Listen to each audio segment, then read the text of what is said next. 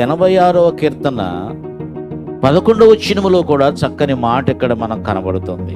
యెహోవా నేను నీ సత్యమును అనుసరించి నడుచుకున్నట్లు నీ మార్గమును మాకు బోధించు. మేము సత్యాన్ని తెలుసుకోవాలి. మేము అసత్యములో పడిపోయి ఉన్నాము. దుర్మార్గమైన జీవితాన్ని జీవిస్తూ ఉన్నాము. అనే మనసుతో ఉన్నాము. ఈ లోకములో ఉన్న పాపేచ్ఛ, శరీరేచ్ఛ, ఈ లోక సంబంధము అయిన ఆశలతో మునిగిపోయి ఉన్నాము.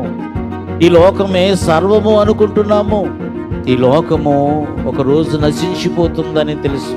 అయితే నీ యొద్ద చేరుకోవడానికి, నీ రాజ్యములో ప్రవేశించడానికి, నీ రాజ్యములో ఉన్న మహిమను చూడడానికి, నీ రాజ్యములో ఉన్న ఘనతను అనుభవించడానికి, నీ రాజ్యములో ఉన్న సంతోషాన్ని అనుభవించడానికి, ఆ పరలోకము చేరుకోవడానికి నీ మార్గాన్ని మాకు బోధించు.